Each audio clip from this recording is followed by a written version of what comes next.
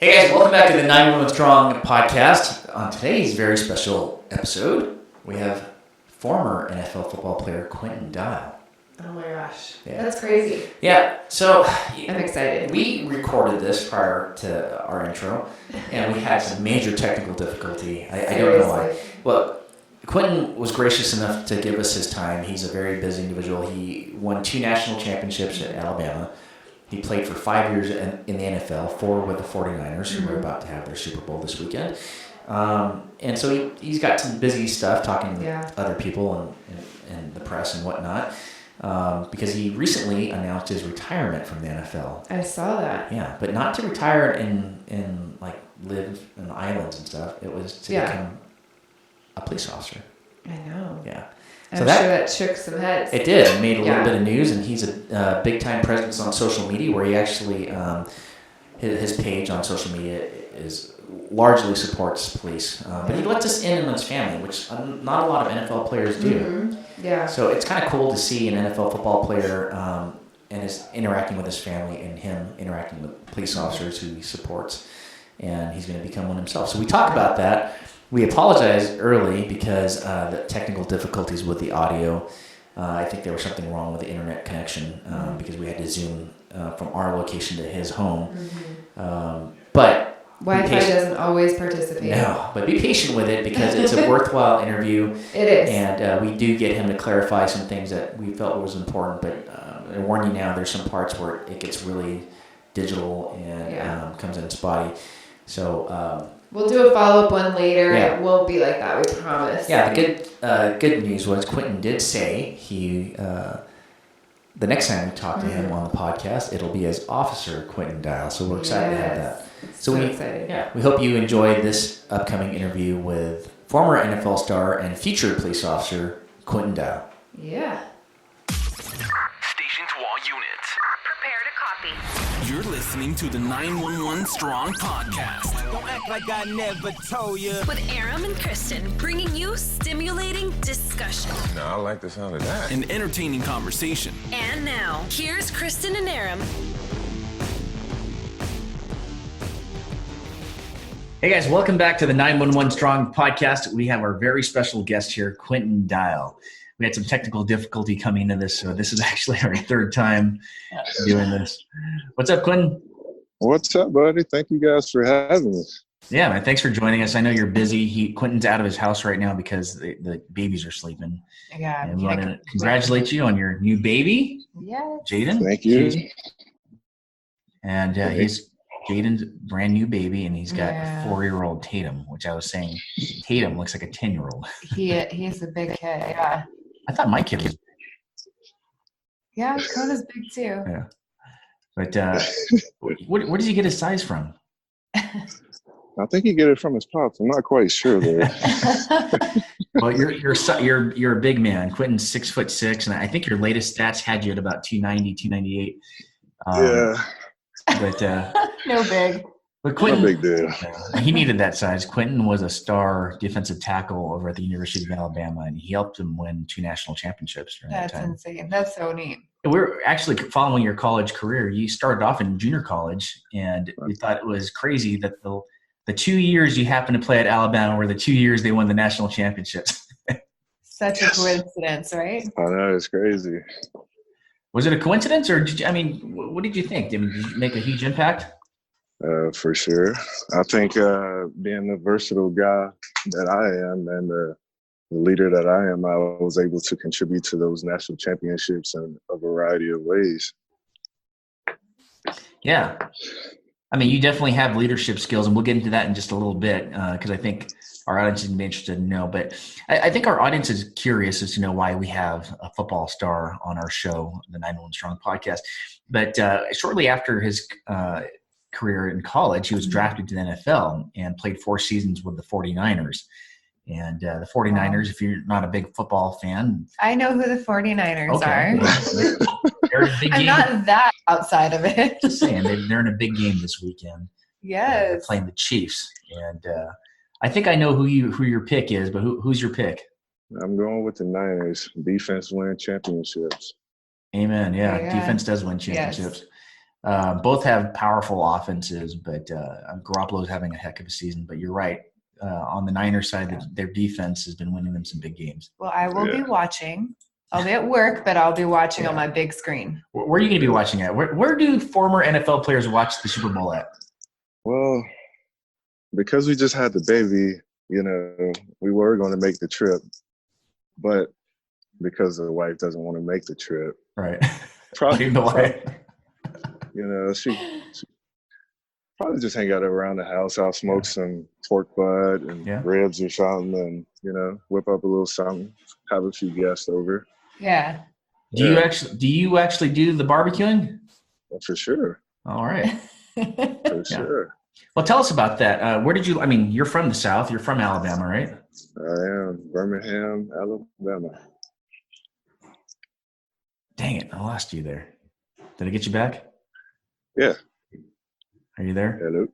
I'm here. He is. All right. We're having a little bit of technical difficulty, but I'll tell people.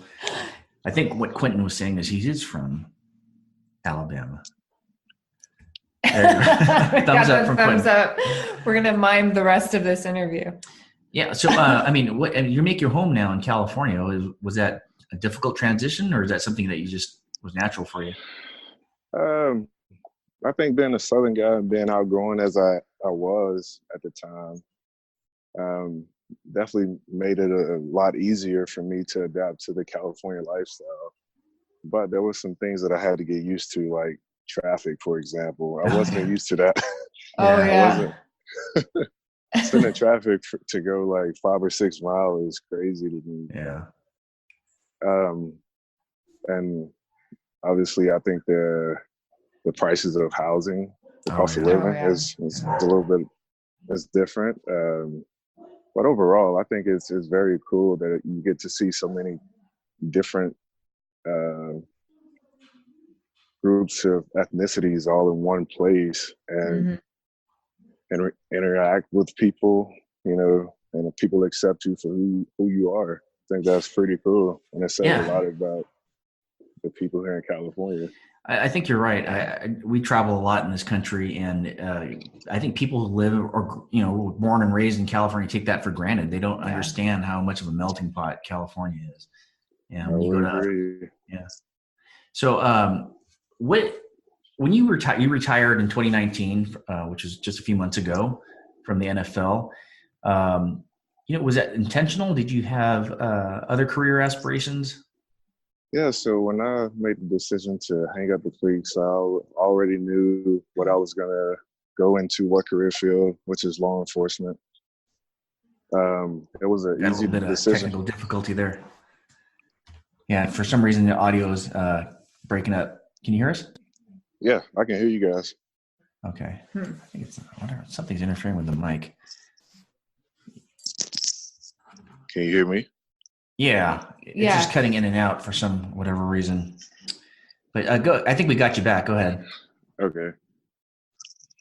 It was an easy decision for me to make, simply because I knew I wasn't having fun anymore playing in the NFL. It was becoming a lot in terms of the injuries started piling up, and I always said once that I wasn't enjoying myself and having fun anymore, and I was going to shift gears and go into law enforcement. Okay.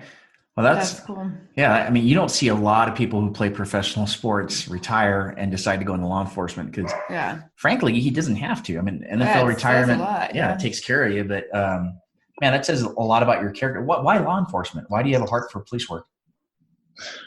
I think I was influenced at an early age. I think I was around 8 years old when I had an interaction with a law enforcement officer in Birmingham. Me and my brother was out in the yard throwing a football around, and I see this police car pull up, and I'm like, oh, crap, what did I do? My dad's going to kill me. So me and my brother was out throwing the football, and he gets out the car and, said, hey, throw the ball to me. Threw the ball to him, and, and he asked me what I wanted to do career-wise when I got older. And I said, I really hadn't thought about that. I got a little time to think about it, And he said, well, we're always looking for good people to go into law enforcement. And that kind of made me think at that time. And that has stuck with me ever since. And I think that's one of the biggest influences on why I made the decision to go into law enforcement. Yeah, the audio is breaking up at the end there, but I think we got, it might be the connection. I have no idea, but Quinton and where we are, it's quite some distance away. So that's why we're doing this through the Zoom for those listening on audio. But yeah, it sounded like just that small little interaction you had with that officer tossing ball with him, made a huge impact on you growing up. I just see that so prophetic. You were throwing a football and doing it to a police officer, and there you are. You play 5 years in the NFL, and now you want to be a police officer. How profound is that?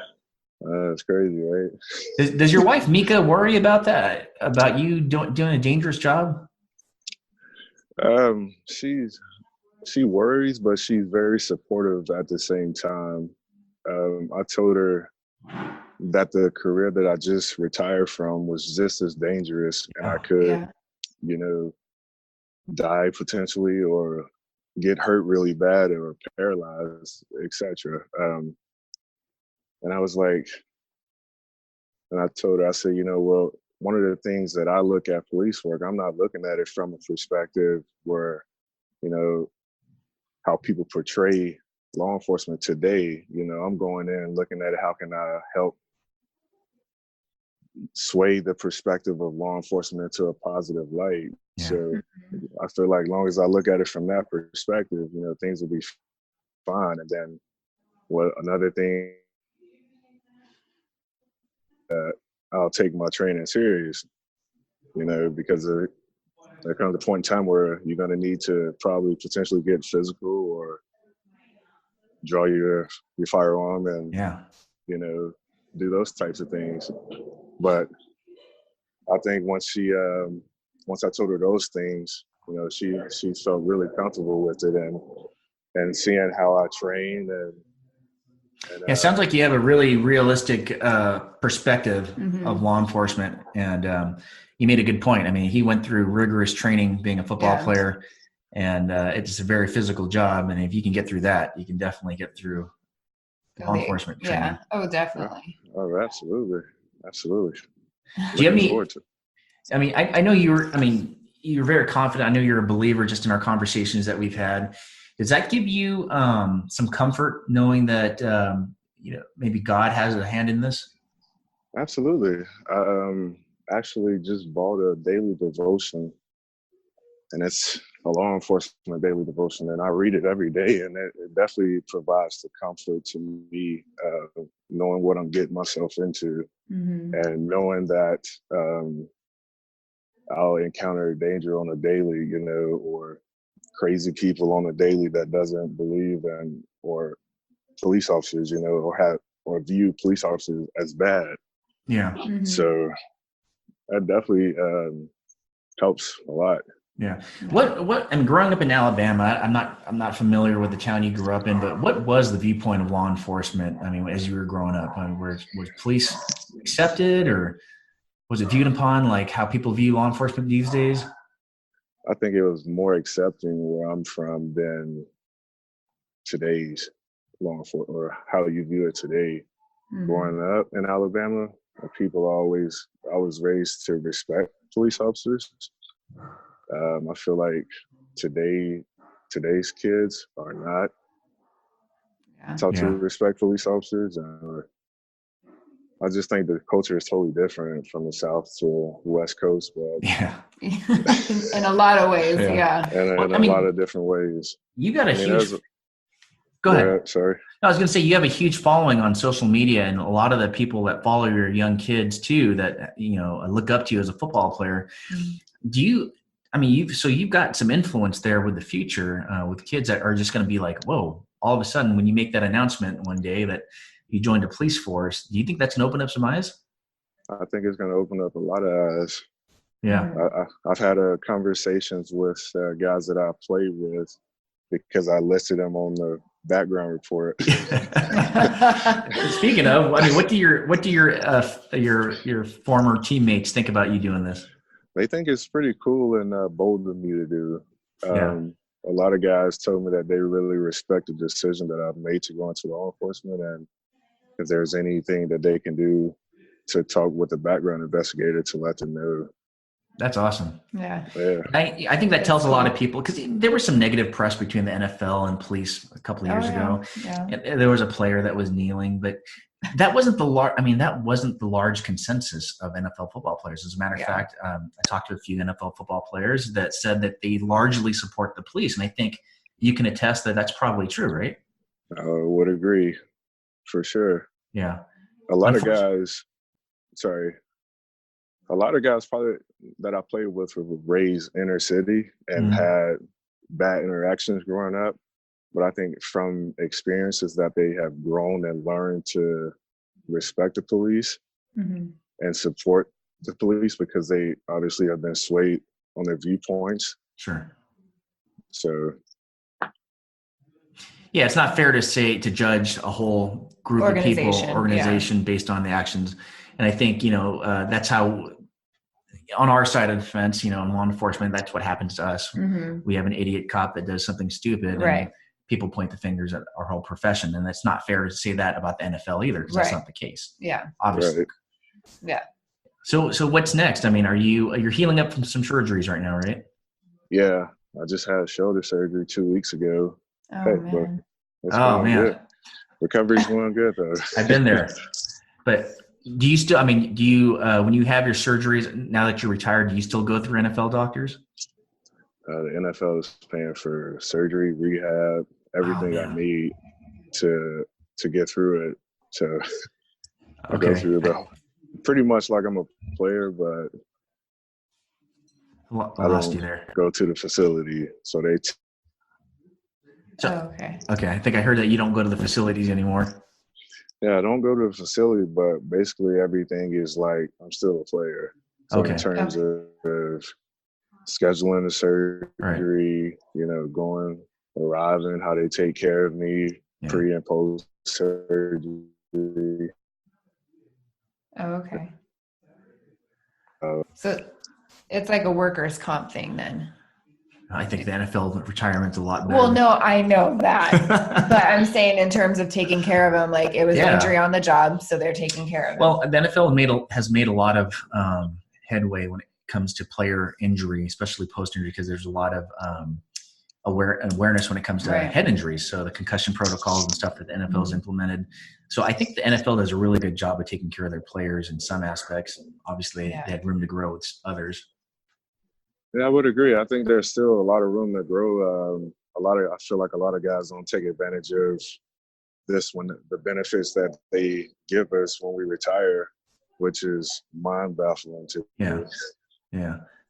But I'm going to take advantage of them. Heck absolutely. Yeah.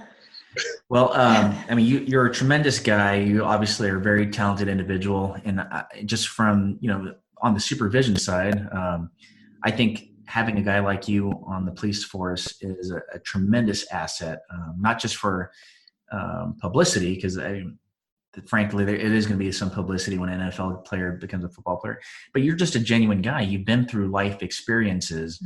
And one of the things we talked about pre-show was that you lost your mom at a very young age. And there's going to be some times when you come across some individuals in police work where you're going to have to empathize with them. Do you think you've got your life experience is going to help you with that? I think my life experiences is going to help tremendously. You said, losing my mom, I was 10 years old, and I lost my mom to a house fire. That was probably one of the most devastating things I've ever been through in my life. Luckily, I have faith to lean on and a supportive family to help get me through that terrible time. Yeah. But I know she's watching down on me, and she's proud of me now. So, I'm sure. She's got a lot of reason to be proud of you. You and I share that in common too. We both lost our moms in tragic ways, and in our conversations, I know we lean on each other a little bit on our faith, and that's why I'm so optimistic about you joining the police force. I think you're going to do tremendous things out here. So I wish you the best in your endeavors there. And thank you. yeah, if there's anything that we can do on our end to help you, don't hesitate. If you need help working out and stuff.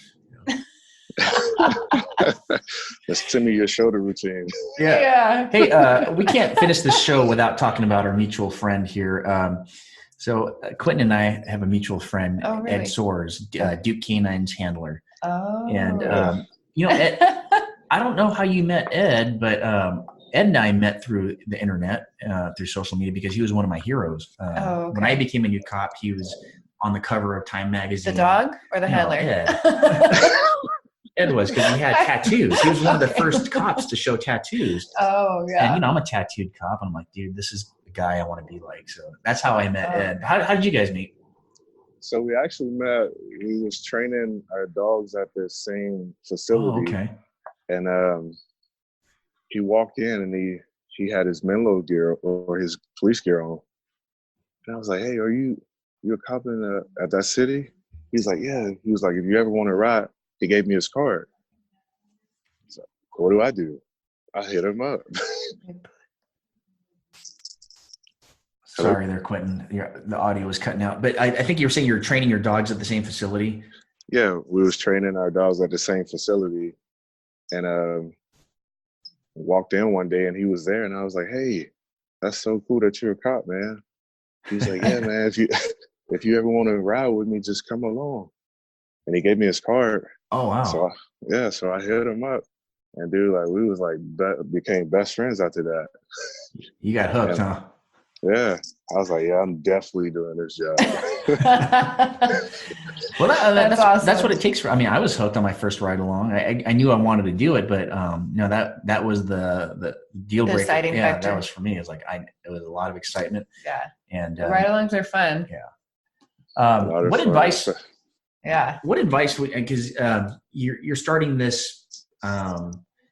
I don't want to say late. I don't want to insult you because I am older than you, but I don't want to say you're starting this late in your life. But this is essentially a second career for you. What advice would you give someone that might be considering law enforcement as a second career? One thing that I would say is obviously never lie in your oral boards. I know we all have skeletons in the closet, but you got to be honest with them. Prepare, train, protect each other when you're in this field.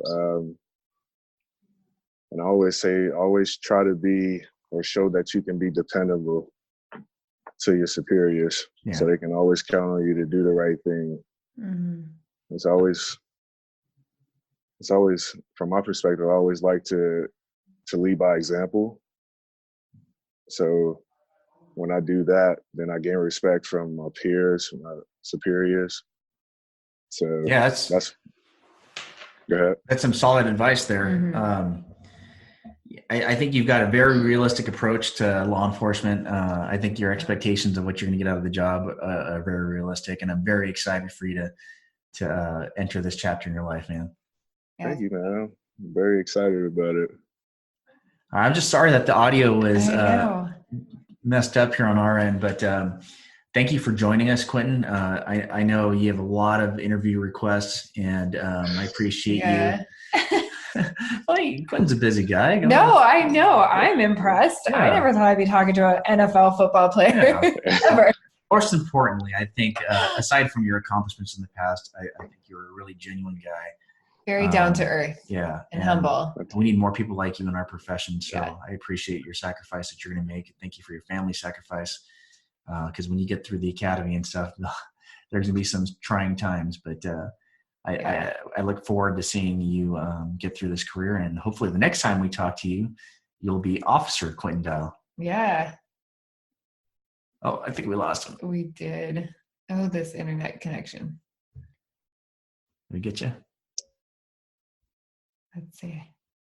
Sorry, guys. Technology doesn't always participate. All right. Well, unfortunately, we couldn't get Quinton back, but we enjoyed talking with him, and hopefully, there you are. There we go. There you go. You froze there. It was like we put a picture of you on there.